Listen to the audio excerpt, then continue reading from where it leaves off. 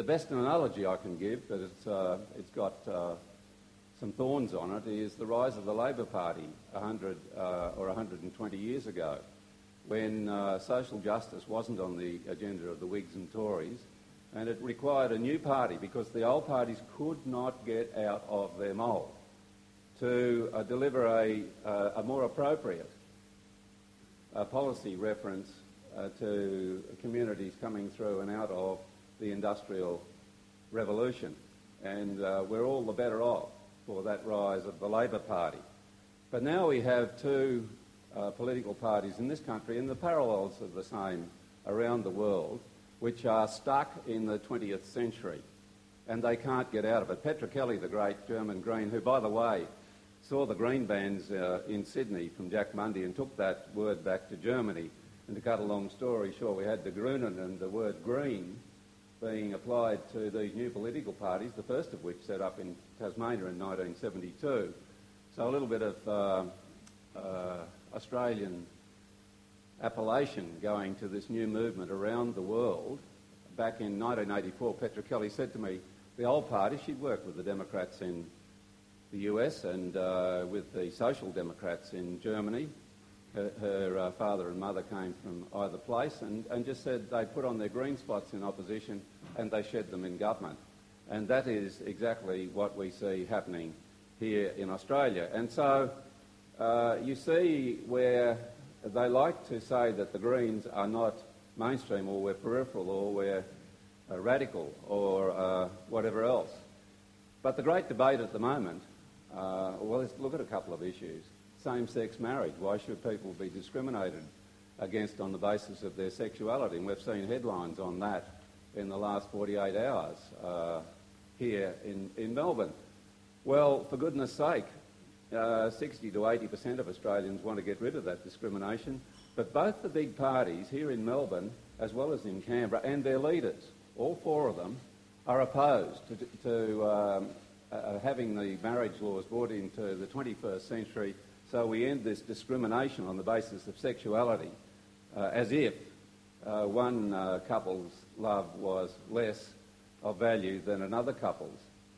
We look at, I look just a little east of here. I have spent some time in the forests of East Gippsland and the Central Highlands. I look down on them, particularly in winter when there's snow in those clear fells, and am quietly horrified. Or in the Easter flight over eastern Victoria, where you see after the clear fell logging and the fire bombing, up goes the cloud of intense heat and greenhouse gases into the atmosphere, with a thundercloud very often on top, from a logging industry which is propped up massively by public subsidy, destroying Victoria's natural heritage and the very fragile ecosystems for rare and endangered species, for a declining interest against the interests of the modern ecotourism, the education, the growing need for this world to find a relationship back with the planet which gives us life and support and upon which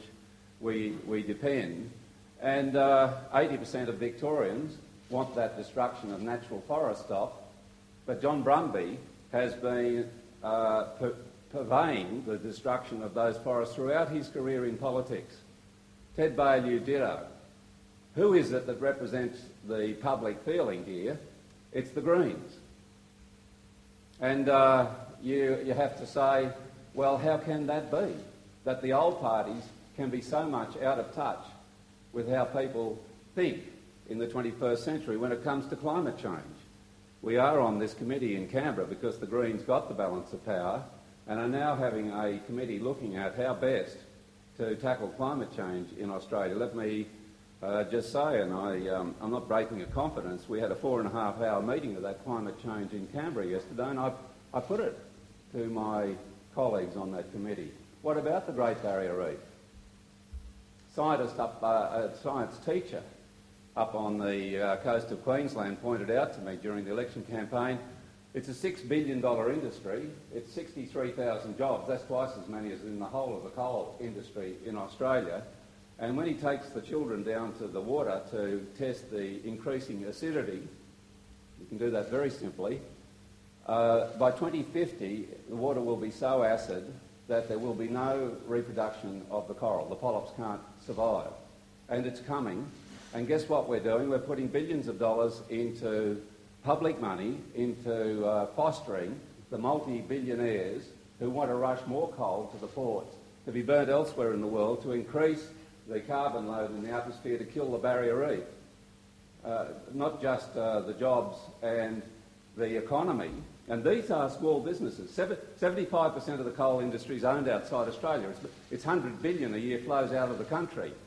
But who is taking the defence of the Great Barrier Reef by making a very sane, responsible and far-sighted stand on climate change? It's the Greens. And we got some stick for not supporting the CPRS, the Rudd government proposal last year. Well, let me besides Brian's advice that any change to reach for something better in the future would see billions potentially flow out of public coffers in compensation for the pollution. The prescription there was to get a 5% reduction in greenhouse gas emissions. Climate Institute did their study and said it would actually be a 7% increase in greenhouse gas emissions because there's a bit of latitude in these arrangements. 5% reduction in greenhouse gas emissions at a cost of $20 billion to the taxpayers, compensating the polluters.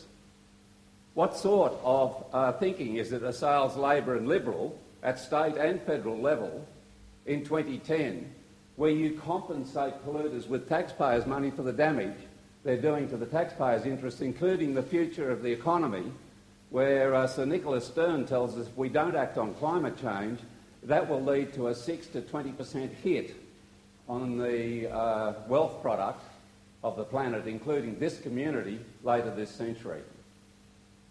Discounted. Not looked at by Labor and Liberal because they can only see 3 years ahead, maximum. And the Greens believe in everything we do. You ask this question, will our grandchildren thank us for doing this? And if you can't say yes to that, you should not be doing it. If you're not sure, then don't go ahead. It's a pretty simple prescription, but it's very foreign to the way politics works in Spring Street or up on Capitol Hill. And you have to say, well, then what would happen if there were Greens brought in by the people's vote, by the power of the people, into the floor of the lower house up on Spring Street after November 27? Well, let me tell you, you will see social, environmental, economic and innovative legislation that will not come from the older parties. Colleen Hartland brought in the euthanasia legislation, which failed in the houses after debates. Well, that's how it will be. But again, 80% of people want that. 80% of the politicians, Labor and Liberal, oppose it. And there's some catching up to be done there. But it's just an example of what was once seen to be radical, now seen to be civilising,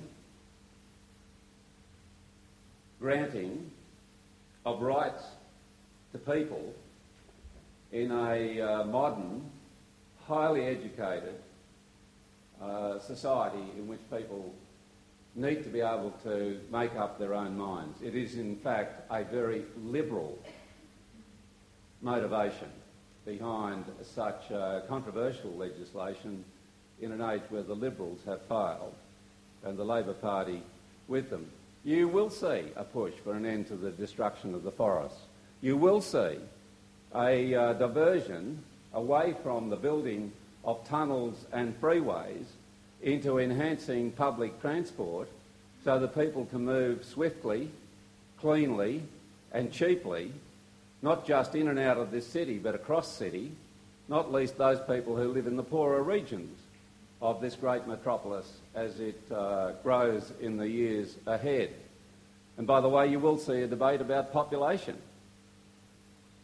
We're on a planet where when I arrived in 1944, there were 2.5 billion people. There's now 7 billion people. And by the time many of you are my age, there'll be 10 billion people. And we're at the moment utilising 120% of the living mantle of the planet per annum. In other words, we're already in massive deficit with no intention of cutting back. It ought to be common sense that this is a matter that should be debated. Well, you won't find it debated in any parliament I've been in. It's as if techno-fix, it's as if we're in an unreality where these are problems that are not immediate and therefore not valid. Well, in the Greens you get a common sense, open-minded, liberal view of the world. But it adds to that we are responsible for it. And I get people saying, well, I don't know what it is that motivates the Greens. Well, it is people, this fantastic emanation in the universe, which so far as we know is the only place and only case of it, we human beings, this great mammal, able to change its environment and potentially to explore the universe and find out much more about what we're doing here. But I use the simple description, 500, 5,000 years from now, I want people to be sitting around just like we are today, discussing what it's all about, plotting their future, making things better for the next generation. But we can't do that if we've got our heads stuck in the sand. The Brumby government, the Baillieu opposition have their heads deep in the sand. And you turn that around and the Greens come along and you would change the face of future Victoria and Australia. Because techno-fixes require technological innovation. And just to give you an example, I was discussing earlier today, the problem with solar, there's a report out, saying solar panels are so dear, it's been a waste of money subsidising them. And I was giving the example, well, Paul and I at our house put up solar hot water 12 months ago. It's Australian technology, but it's imported from China. And why was that? Well, the Howard government, supported by the Liberals, took the money out of solar research and gave it to coal.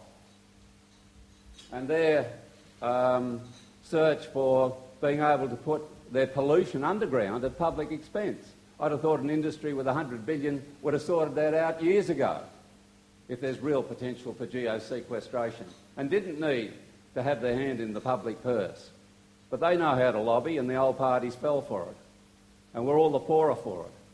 And our technologies in Berlin and Beijing and Los Angeles, because we don't have Liberal or Labor governments that get behind innovation in this country across a much bigger spectrum than just renewable energy. But it's about time we got behind that Australian expertise and not only had it supported, but had it developed and manufactured here in this country of ours. The Germans stole the march on this when the Greens got into balance of power there.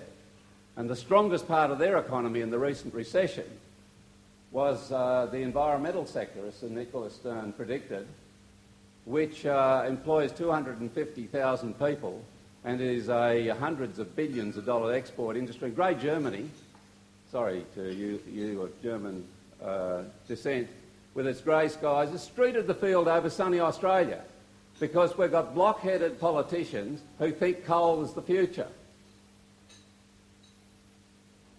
It's irresponsible. And they want to dig up more coal, and now they're thinking of exporting brown coal from Victoria.